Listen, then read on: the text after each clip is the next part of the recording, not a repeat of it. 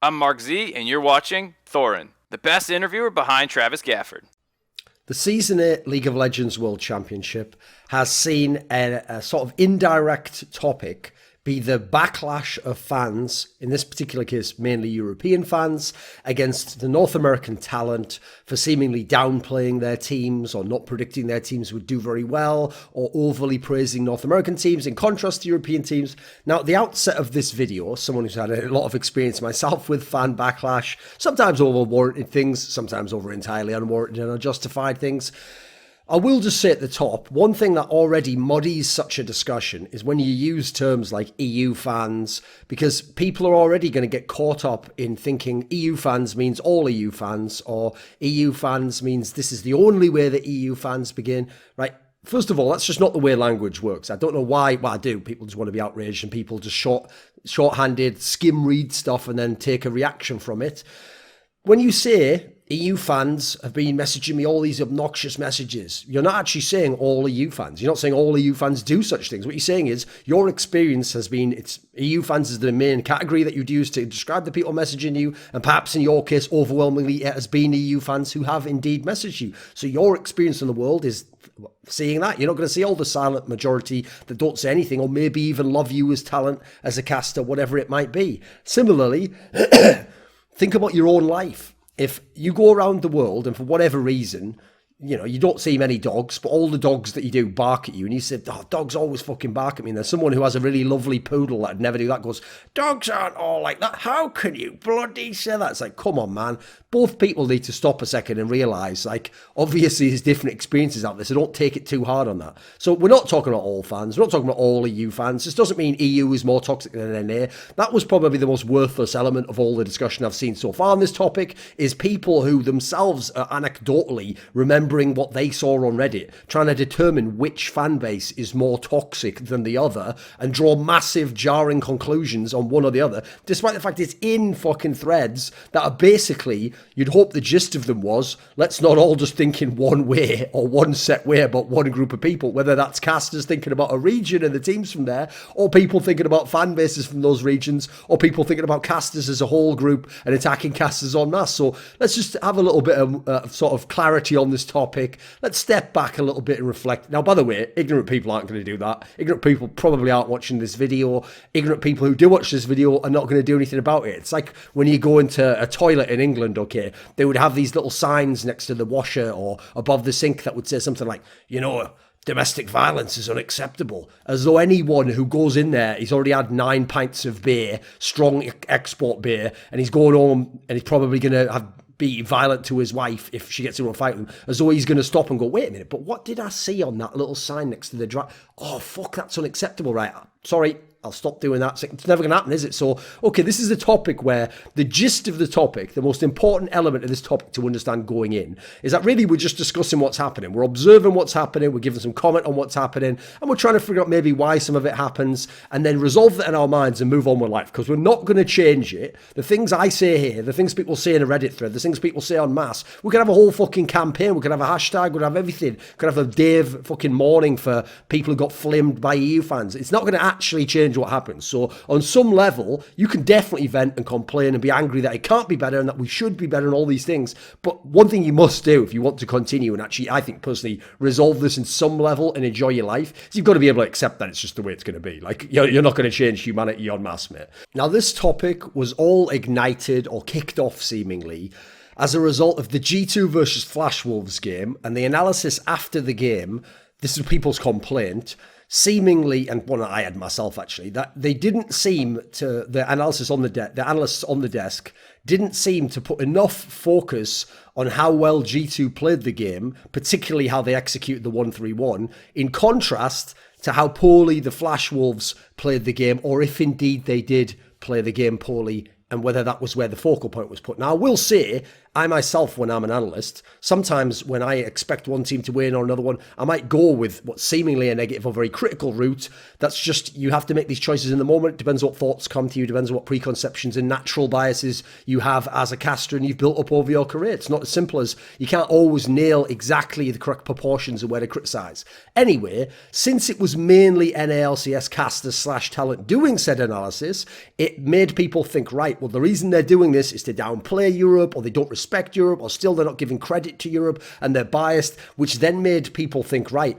but also at the same time, if they were talking about Team Liquid and their macro, they'd rave about it. If they were talking about Cloud9 and the substitution aspect and what they can do with some of the different adaptations they made to the meta over the year, they'd praise them for that. So if people are simultaneously seeing this and saying it seems critical and seeing praise elsewhere for a region that they know the talent comes from and thinking, right, this is obvious bias. This is so fucked up. Why is there this bias? They're always shitting on us, which obviously then ties into age-old issues, which will always exist and always have in League of Legends, of NA versus Europe, whose region is better, which, by the way, I know people try to make that, like, consign that to the fucking dustbin of discussions, like, who cares who's better? First of all, everyone cares. Have you not seen these discussions? Secondly, whenever people go like, yeah, but Korea's so much better, who really cares who's second, third, or fourth? Well, everyone does, again, as I just pointed out. And more importantly, it ain't about like, who cares who's second, third, and fourth? There's a big difference between being third and fourth. There's a big difference between being second and fourth. Like, these are significant factors. It ain't just about winning the tournament. And the whole reason we watch the tournaments is not just about who finishes number one and what region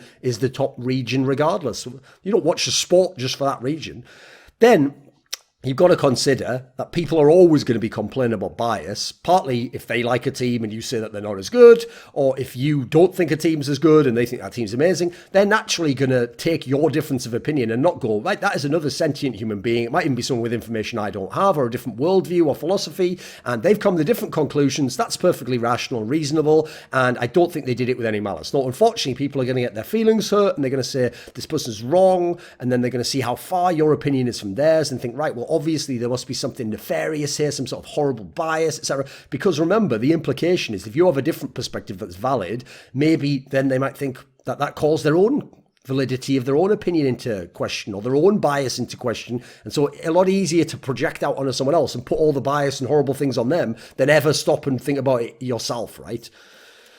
It's like talking about the mote in your, not seeing the mote in your eye while, or rather complain about the mote in your brother's eye when you don't notice the rafter in your own eye, as the ye old Bible said back in the day. So the reality of this situation, I addressed it earlier, but let's just quickly go over it now. It's going to happen. People are going to get mad about calls. People are going to get mad, by the way, even if you make a prediction on a team winning that they don't think will win, who goes on to win and go, yeah, but you couldn't have known why they were going to win that. It's just going to happen. These things are going to be the way it is. It's the way fan culture is. And it's the way fan culture is when it's expressed online with anonymity and no sort of consequences attached to it. You can't stop it. You can't change it. Now, certainly, I think it's a topic worth discussing sometimes. It's a topic worth observing. It's a topic worth breaking down and figuring out why does it happen. Because all these things, in my opinion, help us understand it better, help us engage with it better, help us ignore the parts that are unproductive, try and get to the parts that actually might have some meat to them, might have something below what seem to be fairly rudimentary insults and people having kind of hot takes and going crazy. Because this is one of those things where when people complain about like hot take culture, the only reason I personally complain about hot take culture is because unfortunately in the current kind of outrage culture phenomena, you can get in trouble and you get fired over it. So beyond that, though, I think hot take culture has its own place. What it is it's you responding to something in the moment, immediately, before you've had a chance to reflect on it, before you've had a chance to contrast it with something from history, or really break it down and look at the minutiae and look at the very specifics and try and figure out what are the mechanisms as to how this aspect interacted with another and what the implications, what does this mean for modernness? It's just you seeing something or hearing something or experiencing something, reacting immediately, and it's on Twitter typically already anyway, which are throwaway mediums. I know they aren't, again, because people's careers get judged on them, but these are supposed to be the least important mediums we have. Like, it's different if you write a whole article, if you do a long video, if you attempt to make some sort of impassioned, very serious case, that's very different from just throwing out a tweet. Yeah, how did that team lose? Fucking shitters. Like, that's very different, and I don't think it's such a light-hearted and throwaway manner, and should be, I would hope anyway, treated in a light-hearted and throwaway manner, even if people in the moment get a little bit mad about it. You know, you wake up the next day and go, whatever, it's just a bunch of tweets. It's like someone talking shit at the pub. You don't then go, right, you will be held to that forever. That is your philosophy. No, that seems unreasonable, right? So a point I will make to talent, believe it or not, I'm not just going to criticize fans here, is if you're talent, right, where should fans discuss this topic? Like, where should they go to flame a caster they don't like? To say that a player is shit that they don't like? Where should they go to say, oh, fuck it, they always let me down every single time? Where should they go to have that discussion? Social media, right? Twitter, Reddit, Facebook, Instagram, I don't know, whatever medium they want, the ones that are accessible, this is where they're going to go to themselves put out their own opinion, and secondly, to interact with other people's opinions. Now, I get it. If you're in the position of being the talent, you're like, okay, even if you do that, don't do it to my face, dude. Like, just do it to your friends and do it publicly, and, you know, don't just tweet it directly to me or message directly to me. Yeah, that's the obnoxious part. That is a bit fucked up, but you're also not going to stop people doing that. So, just as fans in other sports want to call into the morning radio show and complain about how the fucking coach should be fired, or they want to tweet during the game like, oh, fuck the kicker who missed that field goal, he's fucking arsehole, what a fucking moron, and he didn't practice enough, fire him. Like, you know, people are going to have these hot takes like that. The difference is, in the NFL, in the NBA, as far as we know, the players don't go home or don't look at fucking Twitter during the game and literally read the comments of what people are saying, and don't go and read all their replies and all their mentions on Twitter and therefore get their feelings hurt. And that's why you don't often see them having a backlash against it. One aspect I do think is entirely unproductive, though, is the discussion over whether the EU fans this year for Fnatic are more toxic than the TSM fans from Season 4 or Season 6 or whatever it might be. Like, you really just, there's no way to tell. I mean, we're talking about purely anecdotal pattern recognition from people or a specifically bad comment you've seen. Personally, as an outsider, I think generally it's not that dissimilar, not least because the amount of like really obnoxious and horrible comments comes from such a small minority of any massive group that it's very, very hard to gauge, and it's not really particularly representative of the entire massive group all in all. I understand on the other end of the equation why talent are getting frustrated, because they're reading these comments, they're seeing these things, they're seeing threads about them, they're seeing a thread about a game and they read through, oh, I wonder what's going on here. And then, oh, they're bringing up that again about me and call me back. I get that, right? It's going to be frustrating and you're going to start venting. That's going to be the natural response. You're either going to vent privately to other people in the talent room, oh, what the fuck are they all doing? Or you're going to think it personally and then you can say it to your significant other or whatever. Or if you have access to a Twitter yourself, if you're yourself as someone who throws out the odd hot take, you're going to say it publicly. Well, you know what? That's also completely understandable. Just like the fans doing it is. Again, where's the talent supposed to vent, right? He's going to vent publicly as well, right? Especially because he's venting on his Twitter. He's not tagging in all the people who talk shit on him. He's talking to his fan base. He's thinking, hey, people are my fans. You know, I'm having a really hard time with all these fuckers just going in on me, etc. He's not messaging every fan in the world, and every fan that doesn't even follow him and then comes and says, how dare you say that to me, it's unprofessional. They're also being arseholes as well. They've got to realise that this is actually the way it's going to be for the caster, etc. Asking casters and talent, just simply say, just don't check your mentions in Reddit. Like, I'm pretty good at that. As far as I can tell, of all the talent I've met many in Dota 2, StarCraft, League of Legends, CSGO, I'm actually one of the best for not checking mentions, for being able, even when I do see the odd stupid comment, to just ignore it, let it go past me. Now, people might think that's not true. You do fan logic tweets all the time. Yeah, you know what? If you knew how many comments I get and how rarely I actually do a fan logic on one of them, in contrast to the sheer number, you'd realize the fucking Buddha-esque level of like Zen awareness I exist in most of the time. And if you notice, most fan logic is me taking a horrible comment or a really like stupid comment and making fun, therefore actually turning it hopefully into something where we all get a little chuckle out of it, and it's a comedy moment, not one where it's like, oh great, someone's going up my arsehole again over some comment I had in a fucking video game. So one of the reasons why people aren't just going to ignore these things is, first of all, these are people who all came up through the scene. You know, these weren't superstar celebrities who came into League of Legends or CSGO or whatever. This is people who started out maybe just a fan, just something of themselves on Twitter and Reddit commenting. Twitter analysts, whatever you want to call it. Used to be a pro, but years ago, now their relevance is through this game. So as a result, they themselves used to use Twitter, used to use Reddit, used to look at all the mentions and see what their small group of people who followed them or were fans of them or friends of them had to say and comment with other industry peers, etc. They're already using these mediums in a way that people in basketball, etc. aren't, because LeBron James doesn't need to exploit his Twitter account in the same way as Mark Z or me or Loco Doco do, and doesn't have that direct engagement with his fans. Then you've got to consider these people also, they want to see feedback sometimes. They want to interact with it. They want to see, how did people take my idea there? Oh, did they make an interesting point with it there? All right, they're reacting against it, right? Is there anything fair in this? Is it all horrible? These people who are social animals, they want to also get some kind of feedback, have some kind of engagement. Unfortunately, they can't choose, because they can't know where it's going to be always, where the really horrible comment's going to be. Like, you notice one of the things that triggers talent the most is not like a horrible comment on Reddit. It's the horrible comment that is the one that's the top comment, the one that has the 1,000 points. Because even though that doesn't mean all of Reddit agrees, unfortunately, that means the consensus in that thread is that people agree, and it can feel like so everyone's saying I'm fucking biased and I should be fired. That's the way it's going to feel, unfortunately, in that kind of a setting.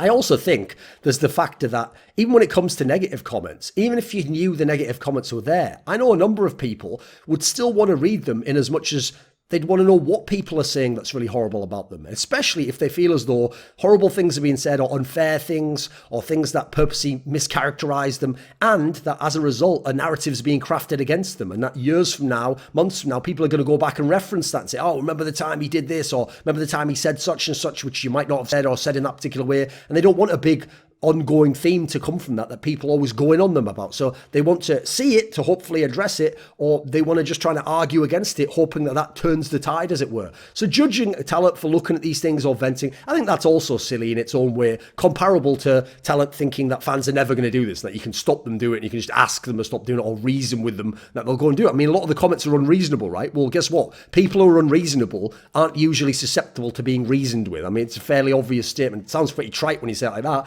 but we all forget it. That's the point. By the way, all the things I'm saying here, it's not stuff I'm able to remember and hold in my mind every time I see comments. I'm also forgetting some of this stuff, or I'm getting caught up in the moment and thinking a different way, or I'm thinking on a one-to-one level of why are they doing this? They should be different, etc. Use all these loaded terms like that. This is unfair. It's just bias. They should do X, Y, and Z. Like and labeling entire groups. This is all a problem we all suffer from. It's just in this moment I get to reflect and be the guy who's an observer talking to you about it. So the problem here is I do think there is a historical precedent that exists, which does seem to go, I wouldn't say entirely one way, but it has more of a skew one way. And that it is this. I'm someone who has observed the League of Legends talent for every single season from about season 2 onwards, observing, analysing, critiquing games from EULCS, NALCS, other regions as well. And just as I always felt like their praise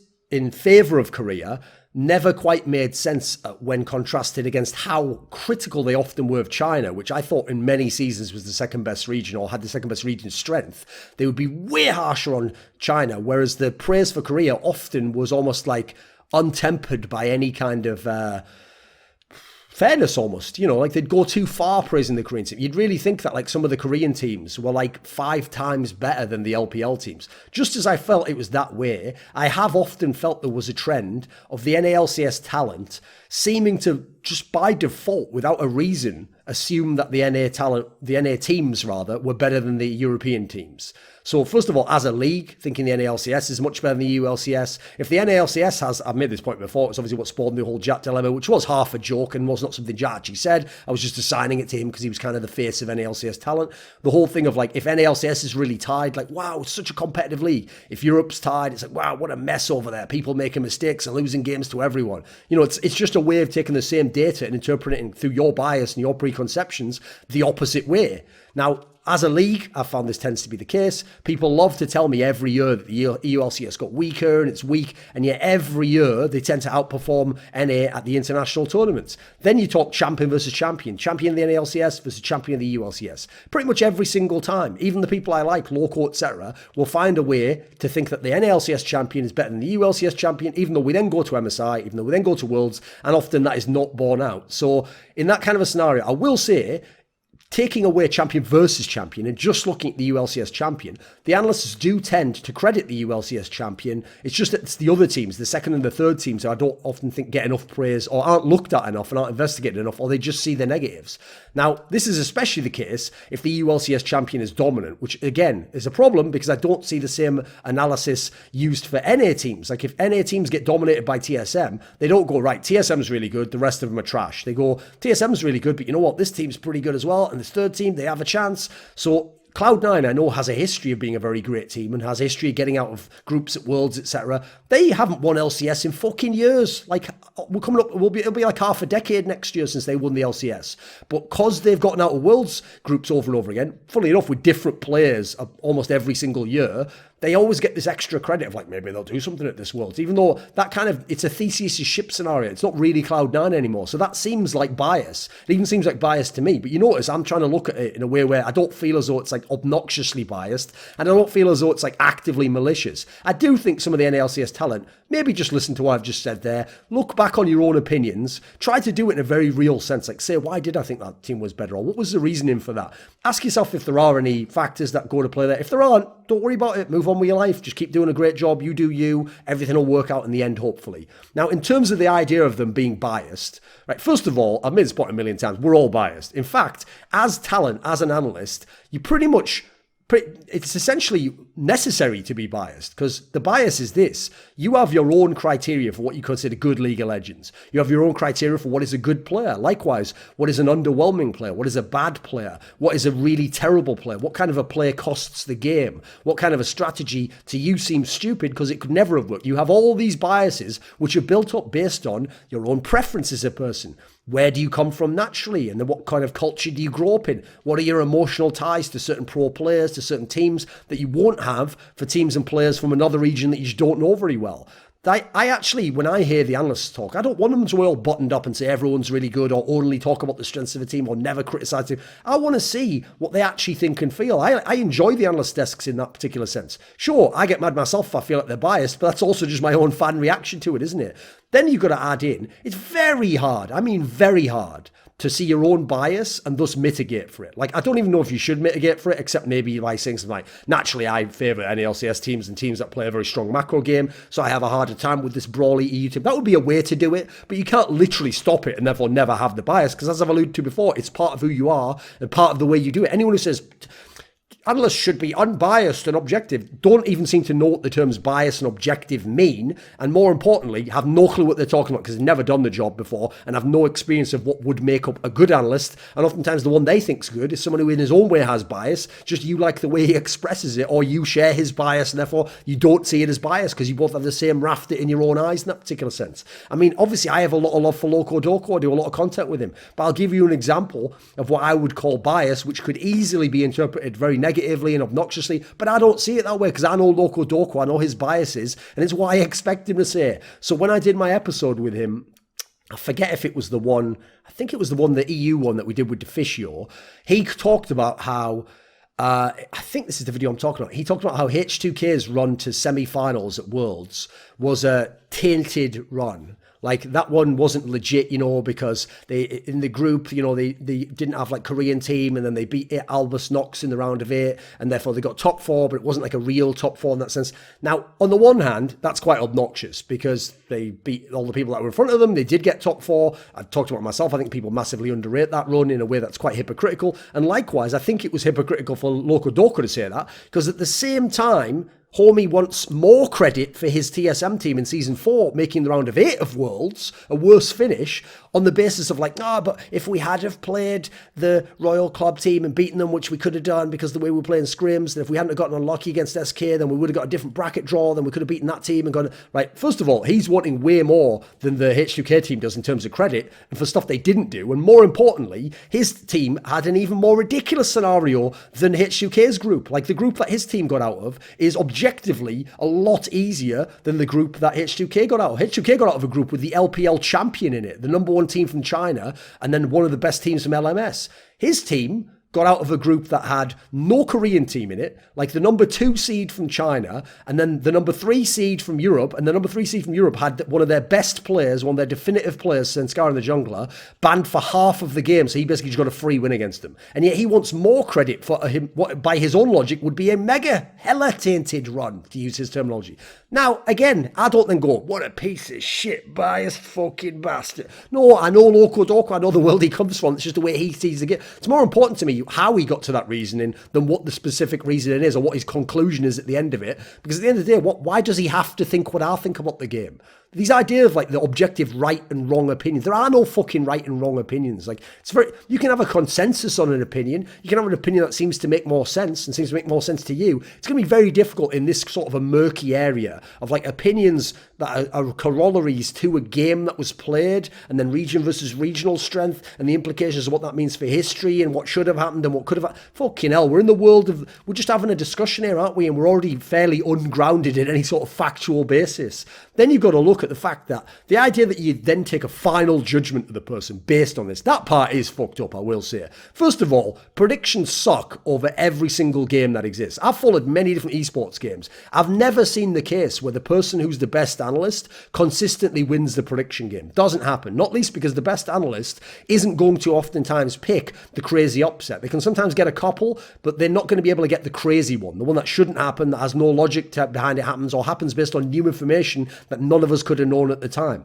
They're not going to be able to get those ones, whereas people who take more of a scattershot approach and just go with their feel, sometimes they'll be able to ride a hot streak and get that kind of a prediction. But that doesn't mean their analysis was better. It just means they luckily happened to get that prediction. Then you got to look at the fact, I think the format for Worlds fucking sucks. Best of ones, are you out of your fucking mind? In 2018, we're playing best of ones. As a result, you're going to get some wild upsets. Then you got the double round robin. That already leaves stupid scenarios where a team can already be out of the tournament and yet you need them to perform against a team that's in to stop a tiebreaker scenario. There's all sorts of flawed elements to this system. So it's not ideal, and yet we're judging people based on the results within that and their analysis of a team overall, not just in this one match now. Then add in, I think a fact that makes it even worse is the regional separation, where you can only have one Korean team in each group or one North American team in each group. You can't have two. Well, as a result, then when you judge Cloud9's performance, a gauntlet team against Team Liquid's performance, a team that won the NLCS, and you're going, right, well, Cloud9 wasn't the best in LCS, but they were a gauntlet team, and yet they've done really well against some really sick teams, but Team Liquid was by far the best North American team, and they won LCS, and they're playing against, in theory, easier opponents in EDG and Mad Team, and how are they doing, and is that as good, and how does this work? It's like all those it's like that fucking woman who's going, and then all the like mathematical symbols and equations are just popping up in front of her. Like, what in MMA we call this MMA math, where people go, right, since Nick Diaz beat Conor McGregor, and Conor McGregor lost to Khabib Nurmagomedov, that would mean that Nick Diaz would beat Khabib, but also Khabib did beat another fighter that beat Nick Diaz. So does that mean that actually Nick Diaz, it's obviously actually fucking not even Nick Diaz who beat him, was it? It was the other Diaz, NateDOhDoubleG. But you see what I mean? The point of that is, people have tried going down that path. It doesn't work. It just doesn't work that way. Because first of all, someone's strength against the whole field is very different against their strength against one specific opponent. That's why many people call Roger Federer the greatest tennis player of all time, despite the fact he has a losing record and a losing record in Grand Slams against Rafael Nadal, because the direct matchup favours Rafael Nadal, even though Roger Federer is seemingly better against all players in general in tennis combined and throughout history. So it doesn't really work that way. One thing I will say, and this is a final note mainly for people who are talent, just a way to think about this backlash, what seems like maybe harassment to you. I wouldn't go that far personally, you know, so literally saying they're going to kill you or whatever. Just think of it this way. It's a way to frame the responses you're getting that I think takes a lot of the sting out of them and makes it so you won't be as mad at them. So I remember when Monty would post about like LCK doing better or the best Korean team, and people wouldn't say, I disagree that SK Telecom's the best, because I actually think that KT Rolster plays like a superior pick comp approach to the game, and the way they're running their bot lane's very innovative. They wouldn't do that. They wouldn't say, oh, well, actually, I think that, you know, Fnatic from Europe has a very legitimate chance to beat Ku Tigers because they have a superior mid laner, and also the team's clutch ability in tough games has proven to be better. They wouldn't do that, right? What they'd do is they'd go, what? Monty just thinks this LCK team's the best. He must only think that because they're Korean. He must think that because he's just fucking born again Korean. Oh, he just sucks Korea's dick. Oh, why does he hate America? Why can't he just fucking believe once in a Cloud9 to do something? Basically, what was happening was they were experiencing cognitive dissonance. They didn't want to examine or consider whether an idea was true or had any validity to it or was an interesting idea from Monty, because for whatever reason, their brain wanted to protect them from the fact that the Korean team was better. And so what they went to instead is they would go, right, he's attacking what I like, I'll attack what he likes, even though that's not in any way the setting of what Monty was saying. So once you observe that this kind of cognitive dissonance is taking place, basically a very key sign for it, I'd go and look at the work of Scott Adams, by the way, if you want to know more about these things. A very key way of picking up when this is happening is that the person doesn't address your point whatsoever. They don't make any attempt to seemingly understand your point. They just attack you or some element about you. So for example, you say, like, I don't think that actually Team Liquid's very good at this Worlds. They go, oh yeah? Well, what about G2 in 2017? It's like, okay, if you make a point from that I can then contrast, that's okay. But at the moment, you're just saying, like, you've hurt my feelings over something I like. Well, here's something you might think was good that I think shit. It's like, you're not actually arguing the point. So if you observe that, it becomes less of an issue. It's still going to be there. It's still going to be an issue. But also, more importantly, observe it in yourself. This happens to me. I find times where I see someone give an opinion. Player A isn't even that good. And I know they love player B, who I think's overrated. And I go, yeah, what about fucking player B, eh? He's shit. You're always loving him, aren't you? Why do you say that about player A? What? You just hate on greatness. It happens. It happens to all of us. And again, we can't fully extricate ourselves from this and never think about it. But I think it's worthwhile considering for a while. And generally, if you can get your mindset into observing these things and noting them, it takes a bit of the sting out of them, because it's like being an anthropologist just looking at like a tribe of people you don't know and thinking, well, that's really horrible what they do there. But then you actually find out like, oh, right, there's a reason as to why they do that based on their culture in the past, or some sort of societal pressure, or some sort of like market influence, whatever it might be. You can start to get some kind of a sense for why they might do it. So generally, this stuff's going to happen. Yeah, some of it's fucked up, some of it's justified, some of it's just the nature of the world. And sadly, this is the world we live in. So you've got to take the good with the bad and just understand that fans are going to communicate this way. They're going to have a backlash. It's part of being in the spotlight, unfortunately. Sure, do I wish it was different? Yeah, I wish it could be different. Should it be different? How the fuck would I even be able to tell that? Like, I'm not God, mate. I can't somehow intuit what should happen in the world. It's not really an interesting discussion. It's just the way things are. This video was kindly supported by Andreas, Snazore, Westerlund, Dean Tanglis, Gardner Wilson, Landon Thompson, NateDOhDoubleG, Kyla Harris, Travis Greb, James Harding, Daniel Yordanov, VeXii, Robert Baxter, and a special thanks goes out as always to Jerky's Minion. Do you want to suggest a topic or a guest for my content? Would you like to ask me a question in my monthly AMA? Would you fancy a few teasers for what's coming up in my content? How about taking part in an esports discussion with me? We'll put your money where your mouth is and join the Scrilluminati today at the Patreon link in the description box below.